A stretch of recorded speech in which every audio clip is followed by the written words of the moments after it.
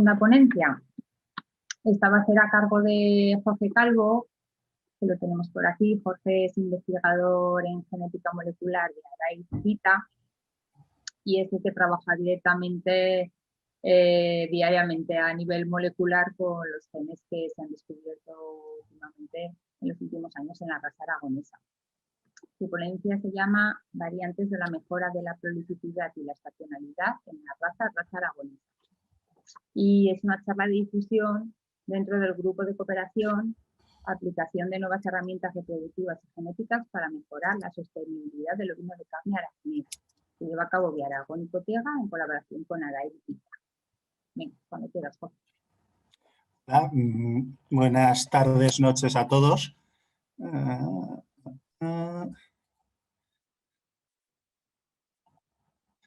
Lo veis bien, ¿verdad? Sí. Vale, espera que ponga el puntero. Ahora. Bueno, buenas tardes, noches a todos.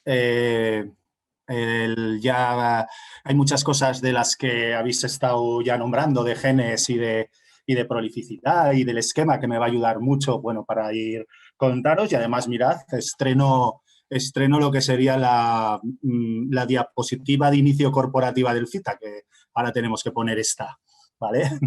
Entonces, bueno, voy a empezar la charla. Ya ha comentado Uge que muchos de los resultados que voy a poner en parte están dentro del proyecto de cooperación de aplicación de nuevas herramientas reproductivas y genéticas, Bageso. Y dentro de este proyecto había unos objetivos en los que lo que se pretendía era genotipar unos genes que ya estaban descritos y estudiar un poco su efecto en la población de raza aragonesa. En el transcurso entre la petición, concesión y empezar a trabajar con el gen y con el proyecto y en el proceso con el proyecto, pues bueno, han ido apareciendo otras variantes génicas relacionadas con prolificidad y con estacionalidad reproductiva que nos pareció muy interesante estudiar. Y entonces, bueno, en estos momentos llevamos en este proyecto genotipadas unas 6.100 ovejas con un panel de SNPs de polimorfismos, ¿no?, que tienen las ovejas, que nos permiten ver, genotipar las variantes génicas en muchos genes, y que ahora solo voy a entrar a contaros las que están relacionadas con prolificidad y estacionalidad reproductiva, aunque también tenemos, por supuesto, SCRAPI, resistencia a MAEDI, bueno, muchas otras cosas que pueden ser interesantes. Bien, la charla es sobre variantes génicas. Entonces, bueno, aunque yo siempre me centro más en esta parte, en la parte genética, en los genes, siempre me gusta decir que un fenotipo viene determinado por unos genes y, por supuesto, por un ambiente en el que está todo esto de manejo, sanidad, reproducción, alimentación, todo lo que queráis meter, que ya Geles, bueno, un poco ha comentado, y cuyo objetivo es lograr un equilibrio que nos permita la mayor eficiencia productiva para el fenotipo que nosotros queremos mejorar. En este caso sería la prolificidad, y siempre teniendo en cuenta la raza que tenemos y dónde se explota esa raza. No tiene sentido meter, por ejemplo, una SAF en extensivo. No tendría sentido, ¿no? Entonces, bueno, eso es un poco, siempre me gusta remarcarlo. Cuando en un esquema de selección o se quiere mejorar un carácter o se quiere decidir hacia qué carácter hay que mejorar, pues hay que partir de estudios técnico-económicos, ¿no? De ver cuáles son los factores más determinantes en la rentabilidad. Me ha parecido ver a Luis por ahí antes entre los oyentes, así que, bueno, me alegro citarle que se lleva haciendo una gestión técnico-económica de lo que es los factores determinantes en la rentabilidad en raza aragonesa durante muchos años, y que los factores, por ejemplo, que salían más significativos allá por el 2014, es posible que esto haya cambiado, seguramente, pues era el mayor número de ovejas por unidad de trabajo hombre, la productividad numérica, ¿no?, que sería la segunda, ¿no?, el mayor número de partos, prolificidad o mayor número de corderos vendidos por oveja y año. Aquí la desestacionalización tiene importancia. el mayor número de ingresos por oveja y año. La desestacionalización tendría importancia en conseguir, por ejemplo, vender más corderos o tener más partos en aquellas épocas donde el cordero el precio es más elevado, o conseguir unos precios más uniformes a lo largo del año. Y luego, por supuesto, los costes de la alimentación.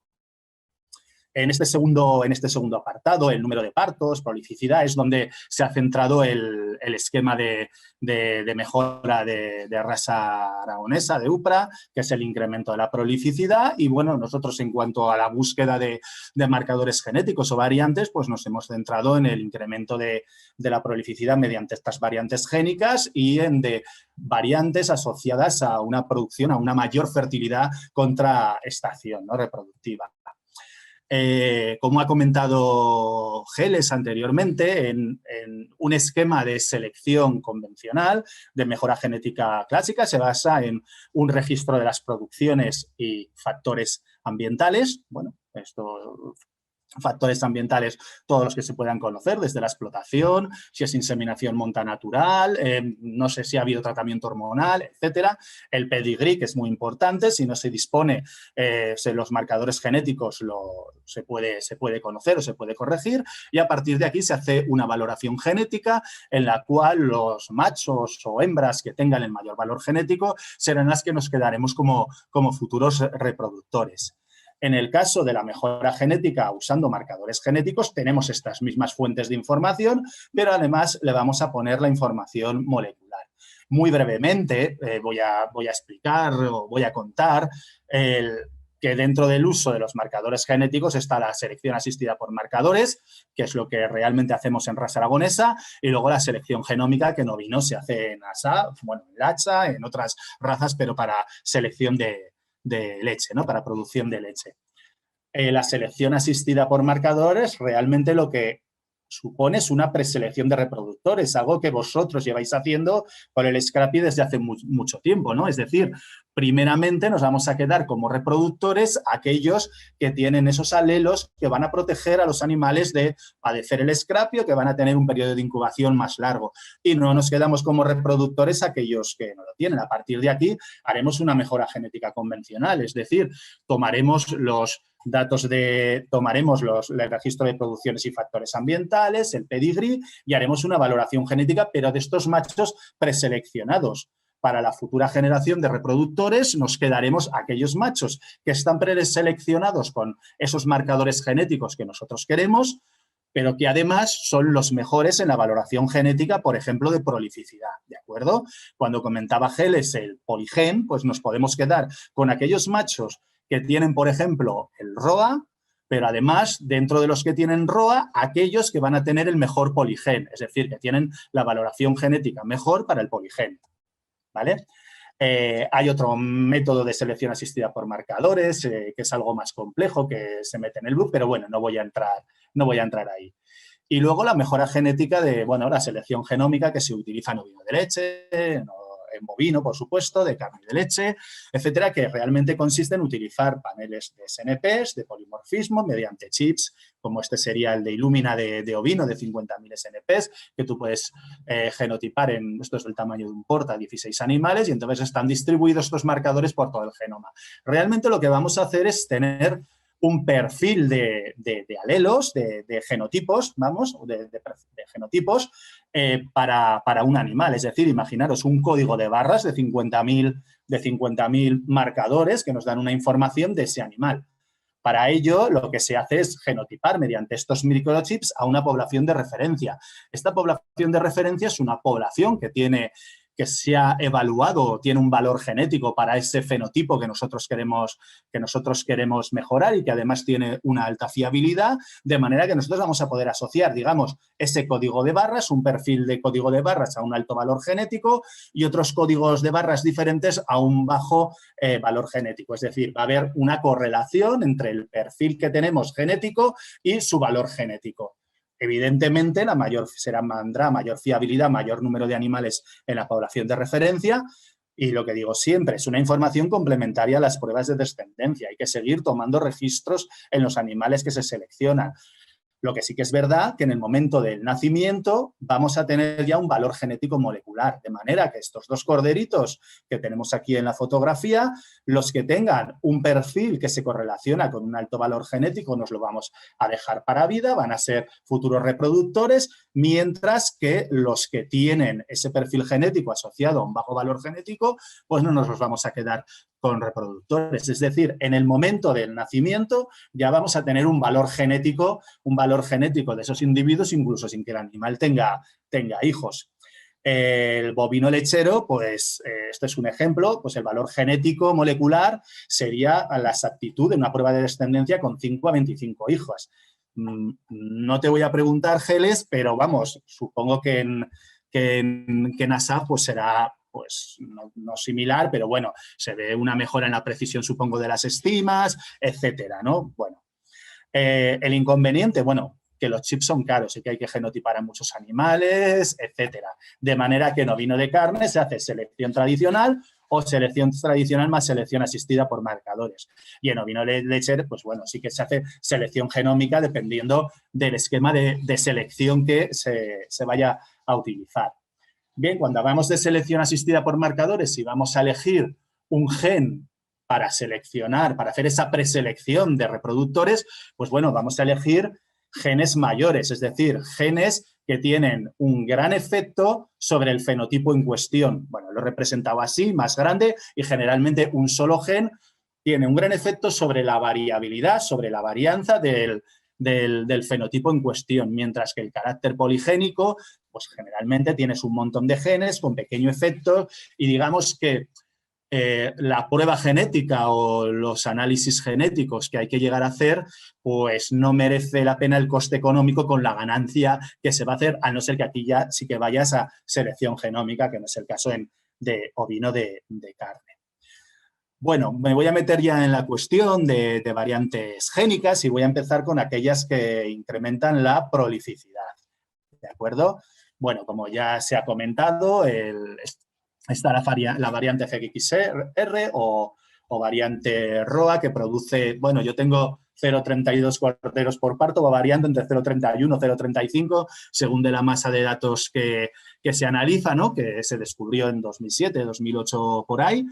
Y luego a través de otro proyecto, que fue un proyecto interreg con los colegas del INRA franceses y de Francia, pues bueno, y de la universidad, y había muchos socios, pues sí que encontramos dos variantes génicas nuevas, una ya descrita en otras razas, que es la Grivet, y otra nueva, no descrita hasta el momento en otras razas, que es la XRA, que la hemos llamado, por simplificar, ROA 2, ¿no? Este proyecto fue en el 2015 y creo que a finales del proyecto, 2019, por ahí, fue cuando, bueno, encontramos las variantes, las validamos, esto. Esto me gusta ponerlo para que veáis que el tener un esquema de selección que funciona durante muchos años y en el cual tú tienes, por ejemplo, aquí 14.000 ovejas que están nacidas de 2008 en adelante con al menos 3 partos registrados y que no fueran portadoras de ROA, a partir de esa masa de datos, que si no hay un esquema de selección que funciona, que va recogiendo datos año tras año y se van haciendo las valoraciones genéticas que comentaba Geles, pudimos elegir los animales más y menos prolíficos. Es decir, animales de este extremo de la distribución que fueran muy poco prolíficos y animales que fueran muy prolíficos y que tuvieran una fiabilidad, bueno, son hembras, una fiabilidad del 20%, pero bueno, entonces se eligieron estos animales y de ahí ya, bueno, tuvimos que seleccionar los que pudiéramos obtener muestra de sangre o tuviéramos almacenados en el laboratorio. Y entonces, con un chip de estos masivos de 700.000 mutaciones, 700.000 SNPs y fijaros, simplemente genotipando 160 animales o por ahí, o 170 animales, pues pudimos encontrar un pico muy significativo. Esta rayita significaría que es muy, muy significativo. Nosotros decimos significación genómica, que sería el alelo Grivet, ¿vale? Esto ya lo encontramos en el masivo, pero luego también encontramos otros picos significativos en otros cromosomas que son interesantes, pero que tienen un mayor impacto sobre el carácter. Luego voy a nombrarlo un poquito, por eso lo nombro aquí un poco, ¿no? Entonces, lo que sí que es verdad, que mediante, ya habéis visto que que lo más importante de este trabajo fue trabajar con la base inicial de datos, con esta base inicial de datos, trabajar con todos los datos del esquema de selección para ser capaces luego, mediante un diseño más o menos simple, de llegar a aislar pues, las dos mutaciones, esta, la Grivet y la ROA2. Bien, para ver el efecto que tenían estas mutaciones hemos estado genotipando en este proyecto y estuvimos genotipando también individualmente animales, ¿no? Es muy curioso que de los animales del censir había un macho ya muerto que era portador de la ROA2 y que tenía 206 hijas en 46 explotaciones. Bueno, era bastante representativo del efecto que podía tener. Todas las hijas tenían un valor entre 0,10 y 0,35, un valor positivo, pero además el macho era el macho con mayor valor genético del catálogo, más 0,39. Era con el valor genético más alto del catálogo porque, como se ha comentado Geles, en la valoración genética que se hace del poligen quitamos el efecto ROA. Como no está el efecto ROA y se quita el efecto ROA y esta tenía un gen mayor, se dispara su valor genético, ¿vale? Entonces, bueno, ya vimos que tenía un gran efecto. Para que os hagáis una idea, esta es de la masa de datos que utilizamos, que ahora no me acuerdo, pero fueron muchos animales, los analizó Geles además, estos datos. Entonces, bueno, la prolificidad de los individuos que no eran portadores de las variantes eran 1,49 y aquí tenéis la prolificidad media de los otros individuos portadores de las variantes. Si os fijáis, con la diferencia con el alelo normal, con los que no tienen estas variantes de prolificidad, era con ROA 0,32, con la Grivet 0,52, se incrementan en 0,20, se incrementa mucho, y con el ROA2 en 0,42, quizá algo intermedio, bueno. Es cierto que no hay muchos animales Grivet y ROA, ¿vale? Y ROA2, perdón, en este momento. Pero también es cierto que cuando empezamos a genotipar ROA ahí en el 2007-2008, más o menos el efecto que encontramos al principio cuando iban apareciendo en muchas explotaciones es muy similar. Entre 0,31 y 0,35 ha bailado el efecto durante muchos años, con lo cual no esperamos que vaya a variar mucho. Puede ser, pero bueno, no es esperable por la experiencia con el ROA. Un punto importante es este que marco aquí. Los animales Grivet homocigotos para la mutación no son estériles. Es decir, si recordáis, los animales ROA, que tienen en homocigosis el alelo ROA, son estériles. En Grivet no son estériles. Luego comentaré qué pasa en los homocigotos de Grivet en otras razas. No hemos encontrado animales homocigotos, sí para Grivet, que no era estéril, y no animales homocigotos para ROA2, que no hemos encontrado. Sin embargo, claro, aquí entramos ya en el juego de que tenemos 3 variantes génicas. Entonces, lo que sí que hemos encontrado es dobles heterocigotos. Para ROA Grivet y ROA2 Grivet, por ejemplo, no son animales estériles. Recordar que Grivet no produce esterilidad, con lo cual, de momento la prolificidad es una prolificidad alta, pero no es exagerada. También es cierto que son muy pocos partos. Ya veis 4 individuos y un individuo y una hembra. Y luego sí que encontramos una hembra doble heterocigota ROA y ROA2, que tenía 2 o 3 años sin partos. Fuimos a la explotación, que he visto a los dueños de la explotación, os he visto en la charla, y que era estéril. Entonces, producimos hacer el sacrificio del animal, hicimos una necropsia y el aspecto del aparato reproductor era exactamente el mismo que de las hembras homocigotas para ROA2, es decir, una hipoplasia ovárica, poco desarrollo de los cuernos uterinos, con lo cual esto nos hace pensar que el ROA2 va a producir esterilidad y es como el ROA. Si os fijáis, las que llevan con Grivet no son estériles, pero con ROA y ROA2 hay esterilidad. Es cierto que no hemos encontrado ningún animal homocigoto para ROA2, pero bueno, nos hace pensar que sería así.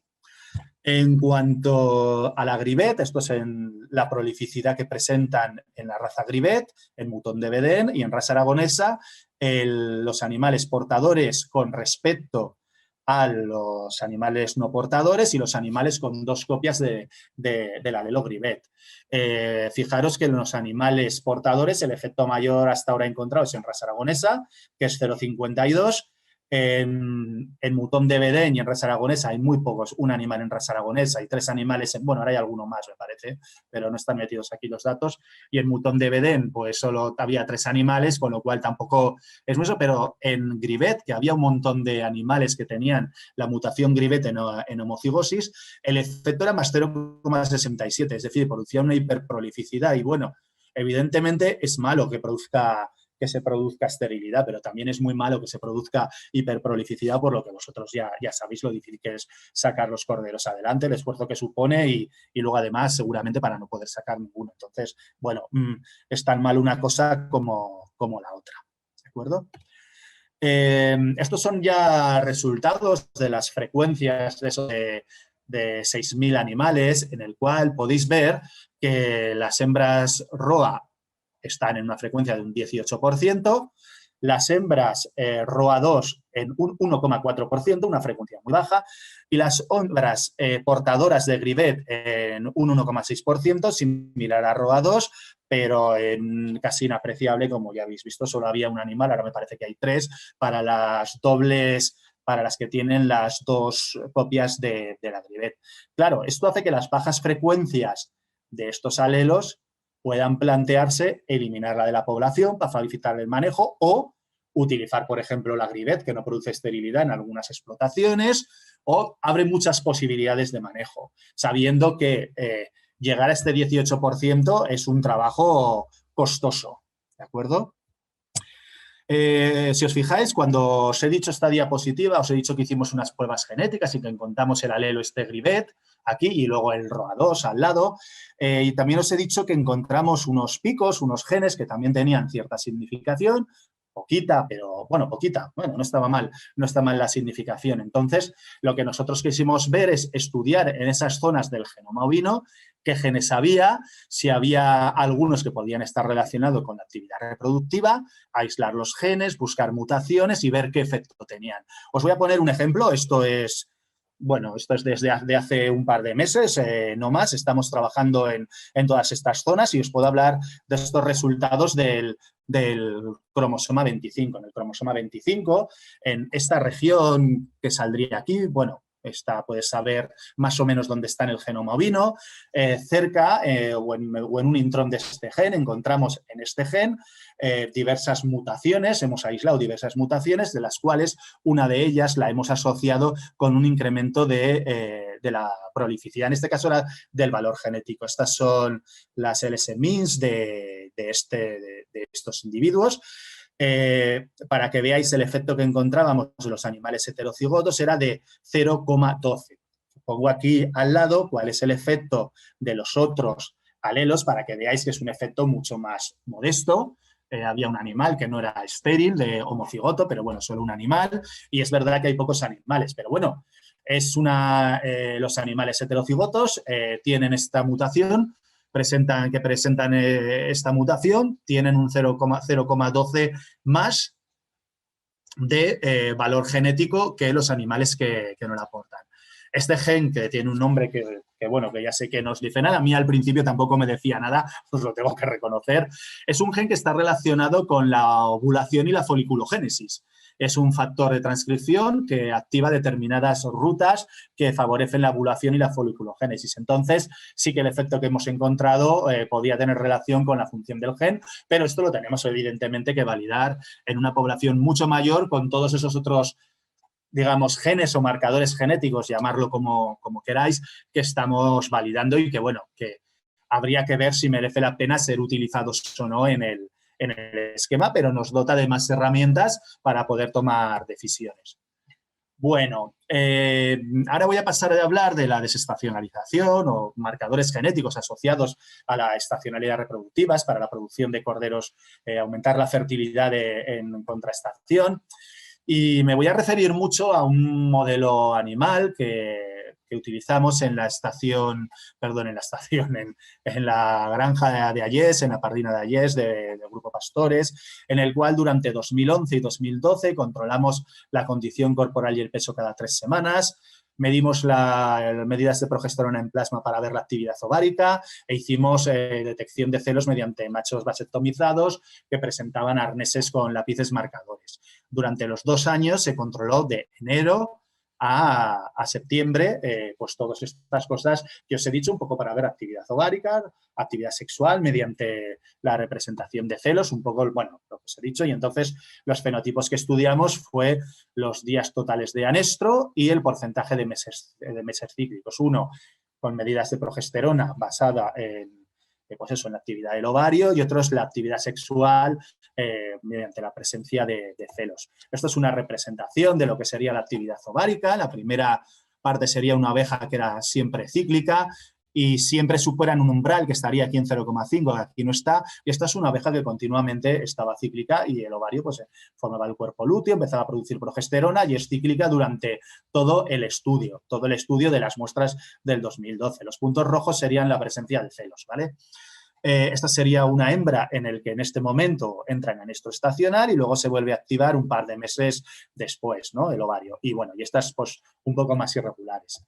En el caso de la actividad sexual, pues bueno, lo que hacíamos era, si una abeja había tenido un celo en un mes, se consideraba que para ese mes la oveja era cíclica.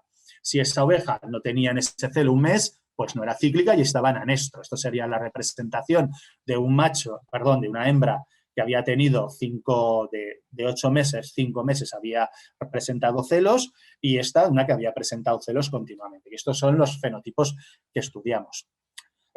Una cosa que nos presentamos también en este estudio y que bueno, pocas veces lo he presentado, pero me ha parecido interesante presentarlo, es que se estudiaron también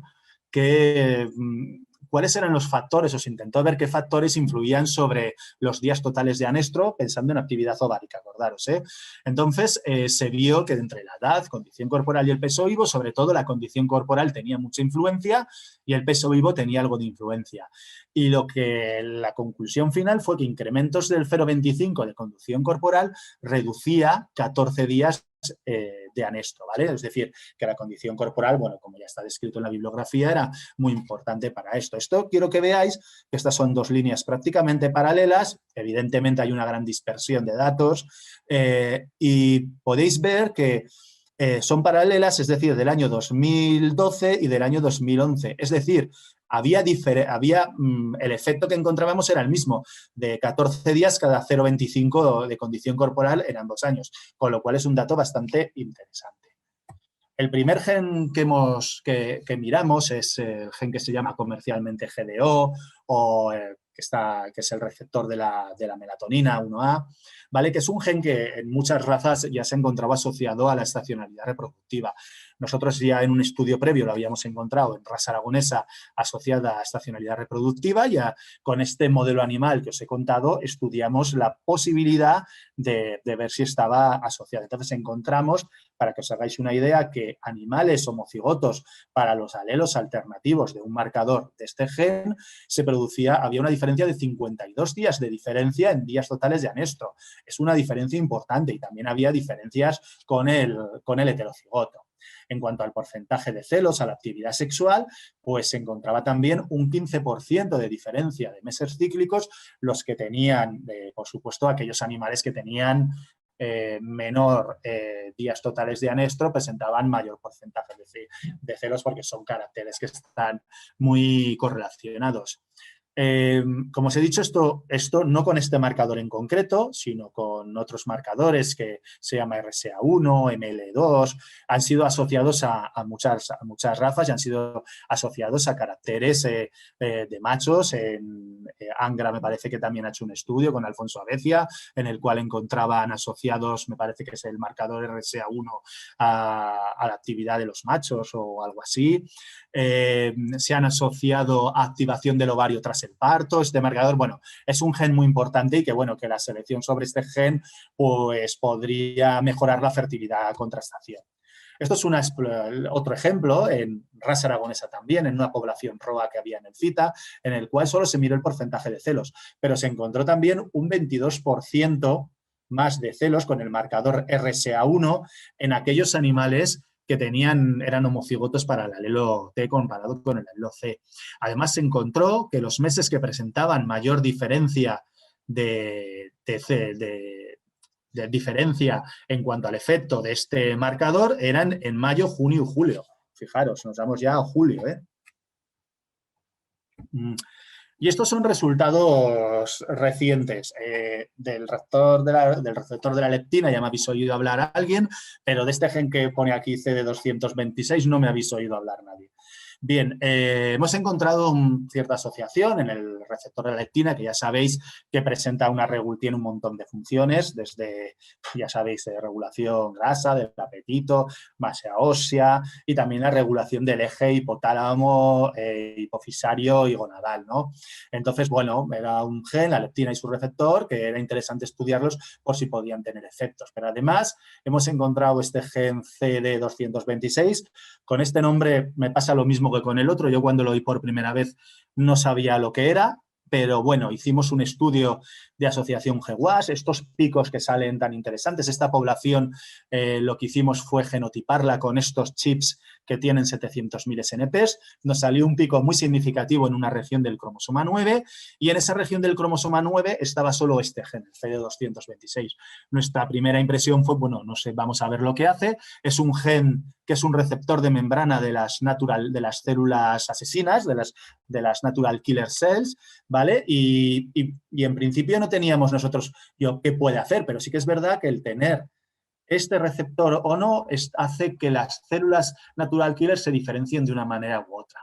Y se ha visto, sobre todo en estudios en humanas y en ratones, que intervienen en la maduración de las natural killer, de las que producen este marcador, el CD226, que se llama también de esta manera que pone aquí, de NMA1, produce también maduración de los folículos ováricos. Es más, en humano su incremento en líquido folicular se asocia a infertilidad y lo utilizan como marcador en la FIV, en la fecundación in vitro. Entonces, si tienen este marcador muy elevado o las natural killers muy elevadas, pues entonces lo asocian con que va a ser muy poco probable que tenga éxito la fertilización, ¿no? Bueno, aprovechándonos de que humana está más avanzado. Bien. El receptor de la leptina encontramos dos polimorfismos, que son SNPs, asociados solo al carácter porcentaje de celos, y encontramos una frecuencia, un efecto similar, pero al revés. El alelo al revés del receptor de la melatonina, perdón. En el receptor de la melatonina había el alelo que está en menor frecuencia, incrementaba la ciclicidad de las hembras. Aquí el alelo que está en menor frecuencia disminuye la ciclicidad de las hembras, con un efecto, en este caso, de un 12% o un poquito más en el exón 20, pero bueno, dependiendo del genotipo. Es decir, el alelo asociado al incremento de la estacionalidad, lo pongo aquí, lo hemos llamado E, y podemos decir que este alelo está en muy baja proporción en la población, luego lo veremos. ¿Vale? En cuanto al CD226, este afectaba a los dos caracteres, a días totales de anestro y al porcentaje de celos, y con un efecto bastante similar al receptor de la melatonina, pero al revés. El alelo en baja frecuencia también aquí afecta a una disminución, a un incremento de la estacionalidad, ¿de acuerdo? Entonces, para poder comparar, por ejemplo, en días totales de anestro, es un poco lo que os decía, el alelo desestacionalizador, el receptor de la melatonina, hace que bajen los días totales de anestro, mediante que el alelo que incrementa la estacionalidad en el CD226 sube. ¿Qué nos indica esto? Bueno, que lo que nosotros tendríamos que hacer es aumentar la frecuencia del alelo desestacionalizador y disminuir la frecuencia del alelo estacional. Esto es muy obvio, ¿no? No descubro gran cosa. De esta manera tendríamos que dejarnos como reproductores aquellos animales que tengan por lo menos una copia del alelo desestacionalizador o los dos, y por supuesto que no tengan, si puede ser que sean normales, que no tengan ninguna copia del alelo desestacionalizado. Esto es fácil, pero cuando veáis las frecuencias que hay en la población ya no es tan fácil, ¿vale? En cuanto al porcentaje de celos, aquí están los del receptor de la leptina y los efectos son similares a los que os he contado antes, pero al revés. En cuanto al alelo que tiene poca frecuencia, pues disminuye en un 12% el porcentaje de celos, mientras que en el caso del alelo desestacionalizador, pues aumenta un 15% el porcentaje de celos, ¿no? Bueno, similar. Y aquí vienen las frecuencias, que veo que no sé dónde he dejado las flechas, pero para que veáis los animales, la frecuencia de los genotipos que presentan el alelo desestacionalizador en el GDO es interesante, es media para el alelo para el individuo heterocigoto, perdón, el genotipo, y cerca de un 10% para los individuos homocigotos. Es decir, ya está en una frecuencia interesante y que sería fácil aumentar la frecuencia. No hay que estar buscando animales, produciendo muchos, etcétera. Es decir, será fácil. Yo creo que introducir este alelo, hacer selección de reproductores con este alelo es más fácil. Además, es un gen súper contrastado, ¿vale? En cuanto al genotipo de los SNPs del receptor de la leptina, fijaros la baja frecuencia que se encuentra en homocigosis o en heterocigosis, que era el que mayor efecto tenía, un 3,7%, y lo mismo para el receptor para el exón 20. Es decir, eliminar estos alelos de la población es asegurarnos que no nos queden ningunos reproductores que tengan estos alelos. Y por último, con el FD226 ya la situación ya no es tan fácil, porque aquí sí que tenemos el heterocigoto en una frecuencia elevada. Eso es lo que decía, que no iba a ser tan fácil, porque al estar el heterocigoto en una frecuencia elevada, pues la mayoría habrá muchos reproductores, casi un 50% de reproductores escogidos al azar, que van a ser portadores de este alelo. Entonces, bueno, habría que intentar disminuir su frecuencia. ¿De acuerdo? ¿Cómo estamos haciendo todo esto? Bueno, todo esto lo estamos haciendo con paneles de SNPs. ¿Por qué hacemos paneles de SNPs? Bueno, porque nos dan más versatilidad. Son paneles que nos permiten hacer los test de paternidad, ¿vale? Porque hay unos 150 SNPs que están dedicados simplemente a paternidad, que se han testado en 9 razas, en una población suficiente de raza aragonesa, por ejemplo, ojinegra, cartera, maillana, etcétera, y que nos permite asegurar que va a tener una potencia suficiente los test. En este caso tiene mayor potencia que los microsatélites, pero esto lo digo, pero bueno, tienen tantísima potencia los microsatélites, o podría decir que los SNPs tienen tanta potencia como los microsatélites, ¿no? Sobre todo por las dudas que plantea a veces a cerrarse a una nueva tecnología. Y además te permite el desarrollo, te permite el genotipar genes funcionales. Nosotros metemos el SCRAPI atípico, la resistencia a MAEDI o la susceptibilidad al lentivirus, resistencia a mamitis o susceptibilidad a padecer mamitis, algún alelo recesivo, todos los que os he comentado de estacionalidad reproductiva, todos los de prolificidad. Tenemos también otros que estamos validando de prolificidad y algunos otros que también estamos validando en este panel, y esto está testado en 6.000 animales. Además, tengo que deciros que ahora en estos momentos Genética Fontao está desarrollando un panel multirraza que puede hacer paternidad, en el cual pues ellos van a utilizar este panel, por lo menos estos paneles de microsatélites, perdón, de SNPs que nosotros tenemos, lo van a poner en su panel, porque a ellos pueden poner muchísimos y les interesa que pongamos esto, con lo cual igual incluso el coste se hace más asequible todavía. Esto realmente tiene un coste asequible ahora.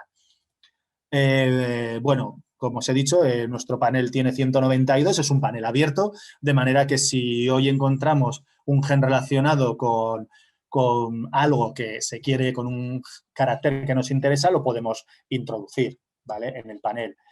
Y no me resisto nunca a decir que es súper importante la filiación y el utilizar los test. Si no se conoce la filiación, pues si no se ha hecho inseminación artificial, pues hacer filiación, ya sea por microsatélites, por paneles de SNPs, porque es fundamental para la precisión de las valoraciones genéticas. Es imprescindible saber que esa hembra que tú estás valorando es realmente hija de ese macho. Y había un estudio que decía que solo un 7 o un 15% de errores en las asignaciones producía un 1,5 al 2,5% de pérdida de la ganancia a la selección, con lo cual imaginaros si estos errores incrementan lo que supone que perderá, ¿vale?, a la selección.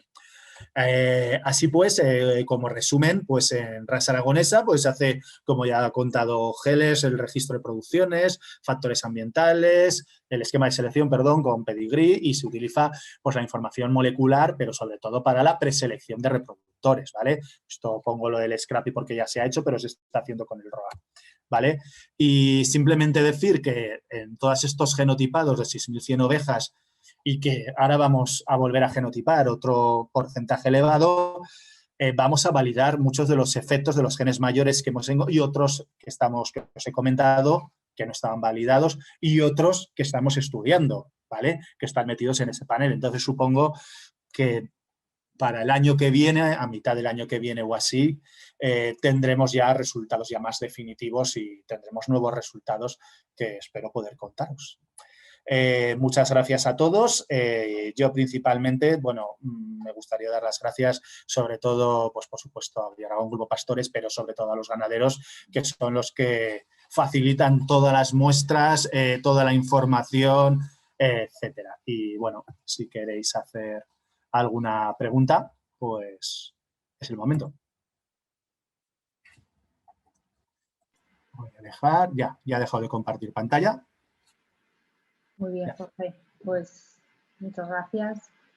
Este es un tema que al común de los mortales que no somos genetistas nos cuesta un poco asimilar, así que muchas gracias por tu esfuerzo. Y bueno, lo que ha dicho Jorge, si alguien tiene alguna pregunta.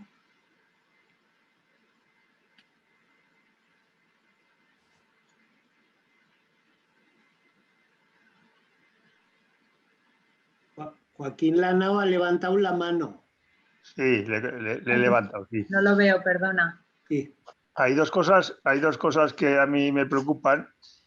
Una, viven poco las ovejas roas, porque nos tenemos que dar un estirón de orejas. Yo creo que las cuidamos mal, porque nos ha sorprendido la prolificidad.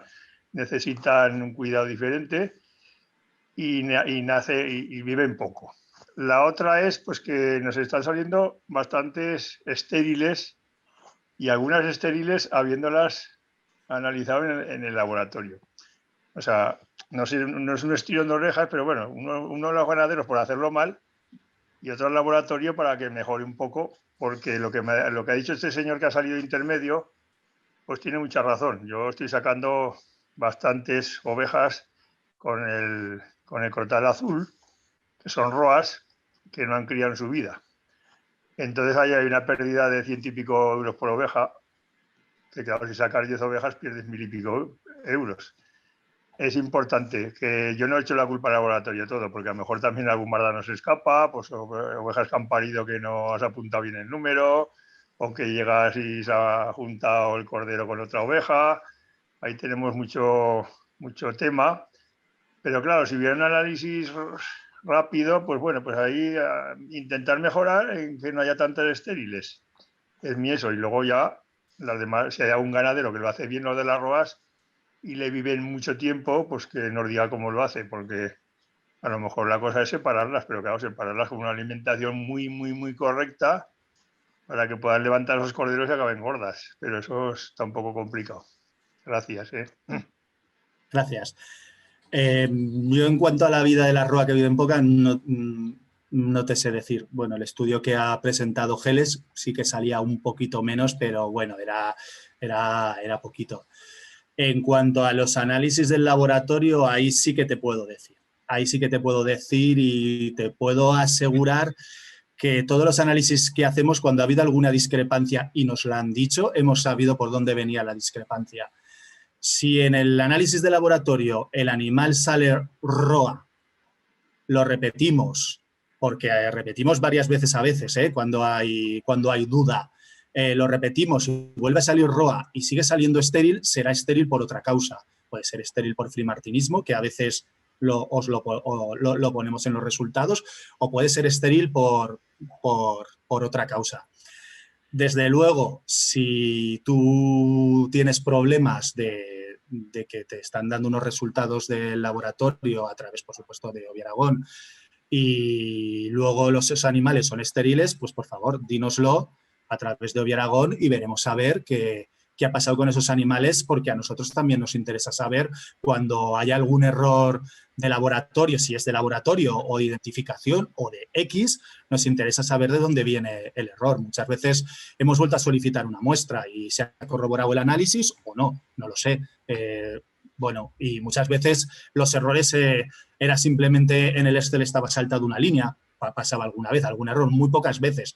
Pero bueno, todo eso lo hemos solucionado con relativa facilidad y te diría que rapidez. Entonces, sí que por favor que los errores, la única manera que tenemos en el laboratorio de ver dónde está el error es que nos lo digáis. Yo no puedo, en cuanto a la rapidez del diagnóstico, Bueno, cuando se nos solicita rapidez por algún motivo, en 2 días damos el resultado. Si no, aproximadamente es una semana que hacemos en dar el resultado, más o menos. Si en algún momento alguien nos dice, bueno, oye, esta mañana Uge me ha dicho de unos animales que a nosotros nos llegaron al laboratorio el jueves, que sí tenía los resultados y se los he mandado, porque los necesitaban. Entonces eso, bueno, lo de la velocidad, eso, bueno, dependerá.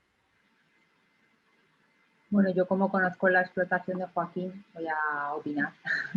Si no me equivoco, Joaquín, el tema ese de la esterilidad, bueno, has hablado de 2 cosas. Una es por una vez que le marqué una oveja como estéril, la mandé a matadero y estaba preñada. Pero bueno, yo eso lo achaco a tema de identificación o algún error de esos. Y luego el tema de que aparezcan estériles, pues en algún caso ha aparecido algún macho roa en la explotación y probablemente en alguna ocasión haya sido tarde y ya haya podido cubrir animales. Entonces, pues ahí siempre vamos a tener un problema de identificación de roas que no controlamos. Probablemente el tema sea ese, ¿no? Sí, sí. Y otra cosa que quería puntualizar, que con esto de las nuevas mutaciones nos podemos estar encontrando con que empiecen a aparecer que hay alguna hembra, no hay mucha proporción la frecuencia de la que hemos mirado. Tu explotación, la verdad es que no me suena haber analizado para otras mutaciones, pero bueno, por nombre, igual por el código resulta que sí, no lo sé. Pero también podría ser dobles heterocigotos para ROA2, que puedan ser estériles. Entonces, tú haces el diagnóstico en el laboratorio ROA, te sale que es ROA, pero es ROA con ROA2, que hemos visto que es estéril, por ejemplo, ¿eh? Pero eso sería un número, yo creo, insignificante, ¿eh? de datos. Vale, yo lo que puedo aportar es las ovejas que he llevado así, que le dicen machorras, gordas, a matadero. Tengo los números porque ahora en la guía ya se ponen los números y estoy pensando pues que bueno, si tengo 15 o 20 ovejas que he llevado a matadero, pues se puede dar el número y entonces analizar vosotros si en su día habéis hecho análisis de esas ovejas. Si no habéis hecho el análisis, pues no pasa nada. Y si la habéis hecho y ha fallado, pues lo sabréis. Nada más simplemente ahí sí que puede, con lo que tenemos de datos, con las guías, yo puedo mandar un Excel diciendo, pues aquí están todas las que hemos matado y consideramos que son estériles porque no tienen ni iniciación de braguero, o sea, nada. Y bueno, con el lector se puede saber lo que han parido. O sea, no hay ningún problema. Y se puede llegar al fondo, no con muchas, pero no sé, a lo mejor 15 o 20 ovejas. Sí, sería una manera fácil de verlo si se han genotipado en el En esas laboratorio. 15 o 20 ovejas, a lo mejor llevaban el crotal de Roa 10 o 12. Pero yo, cuando veo el crotal Roa y veo la oveja gorda, hostia, es que las Roas no están muy gordas, más bien están flacas. Y cuando la ves gorda pasa por la manga, dices, joder, esta hay que vigilarla. Y nada, al final acaba en el matadero. Simplemente era eso. Vale, gracias. Gracias. Yo, si puedo hablar por la parte que me toca del estudio, ¿puedo, verdad, Uge? Sí, sí. Ya. Por la parte que me toca del estudio, es verdad que cuando incluimos vida productiva a la hora de esta charla fue un poco porque Uge ya había recogido el sentir de los ganaderos como que notaban que las ovejas ROA las tenían que desviejar antes o que se morían antes. Yo la verdad es que con los datos que hemos utilizado es verdad, las ovejas ROA aparentemente tienen una vida productiva inferior, pero las diferencias, como bien ha comentado Jorge y hemos visto, pues no son especialmente importantes, no hay unas diferencias. Pero sí que resalto el hecho de que sí que hay muchas diferencias a nivel de ganadería. En esas gráficas que os he presentado de interacción rebaño-ROA hay bastante variabilidad ambiental y entonces el efecto manejo es muy, muy importante. Entonces, yo no digo, los estudios dicen que efectivamente que las ovejas ROA tienen una vida productiva inferior, pero no con gran diferencia. A lo mejor habría que pensar en los diferentes, la influencia de esos diferentes manejos dentro de los rebaños y esa variabilidad que hemos visto. Nada, solo quería añadir eso. Muy bien, gracias. ¿Alguien más quiere hacer alguna pregunta? Jorge, Ángeles.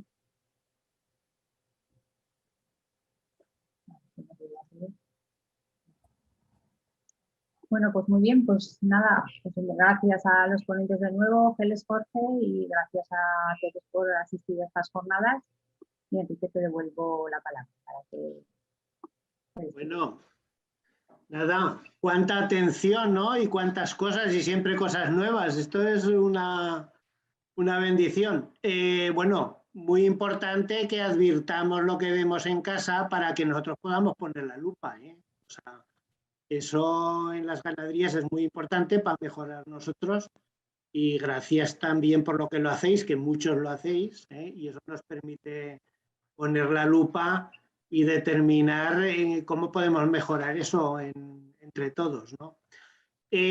Bueno, gracias por los que habéis permanecido hasta el último momento, estáis casi todos, de los que hemos empezado. El jueves a las 7 de la tarde tenemos la entrega de los premios a la viabilidad que hacemos con Laboratorios CEBA. Hay premios pues a los mejores resultados de tratamientos de desestacionalización, a la mejor producción de calidad, a la mayor productividad, al mejor resultado de inseminación también dentro del programa de mejora de la UPRA. Y después hay un premio que es al concurso de chotos, de machos caprinos, que es el único concurso que conocemos en España del mundo, a los que os invitamos también para ver esos animales tan espectaculares que llevamos en las ganaderías, pues ayudándonos a manejar los rebaños aquí en un sistema que es semi-extensivo, con pastoreo conducido y que nos servimos del pastor, por supuesto, que es el fundamental, de los perros y de los chotos, pues para llegar a los campos donde nuestros animales se alimentan. Compatibilizar este manejo extensivo con el tema de la selección, pues también tiene estas pegas, donde el manejo siempre pone una parte importante en los resultados de las ganaderías, pero vamos, eso está en nuestra mano, en la mano de los ganaderos, y eso también nos permite pues, mejorar mejor. Damos, presidente José Mari, damos por concluida la UPRA y la jornada. Sí, vamos a dar por concluida la jornada. Muchas gracias a todos por permanecer hasta ahora y lo que hemos comentado todos al principio, a ver si el año que viene nos podemos ver en persona cara a cara a todos. Y muchas gracias a todos. Un placer, desde, no sé cómo lo has visto esto desde Argentina y desde las responsabilidades que te tocaron aquí. ¿Te ha gustado?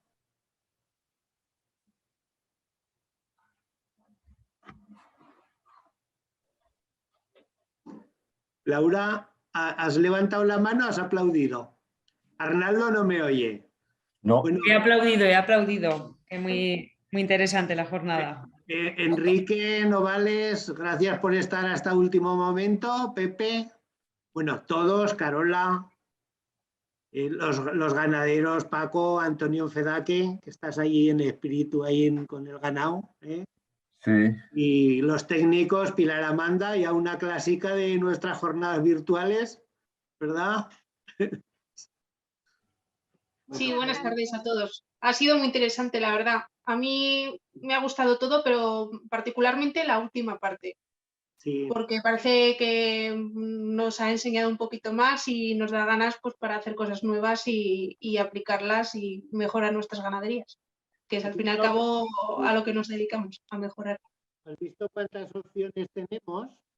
Sí, ya iremos hablando, porque ya sabes que a nosotros estas cositas nos gustan bastante. Y bueno, pues aunque sea poquito a poco, a mí me ha gustado sobre todo lo de los test DNS, lo tengo por aquí apuntado. Los test SNPs que ha contado. Los paneles de SNP, sí. Exactamente, bueno, pues eso, porque abarca bastantes asuntos a tratar y que podemos analizar y podemos ver datos ahí y de resistencia y demás y es bastante interesante. Así que bueno, nos iremos informando a ver hasta dónde se puede llegar. ¿Algún panel SNP para Magaña, no?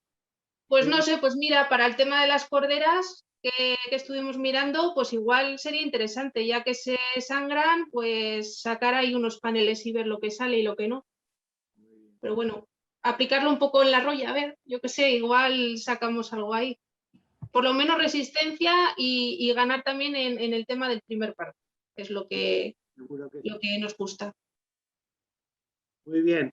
Enrique Novales, como hasta el último momento, que cierre la jornada ya, ¿vale? Y así nos vamos a cenar un poco.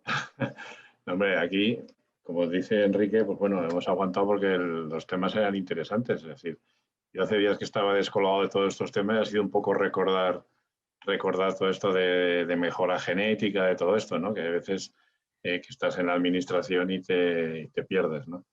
Simplemente, bueno, pues agradecer a UPRA esta jornada y que, bueno, yo simplemente animaros a que sigáis en esta línea, que es en la línea de mejora del ganado ovino y que la mejora de que los ganaderos persistan y permanezcan en el sector, que es lo fundamental y lo que todos perseguimos. Muchas gracias. Como dice Enrique, nos vamos ahora a cenar un poco. Muy bien, pues un placer. Salud para todos. Igualmente, salud para todos. Al jueves a todos los que queráis. Os mandaremos el enlace a todos, o sea que si queréis, encantados. Muy bien. Adiós. Hasta luego. Adiós.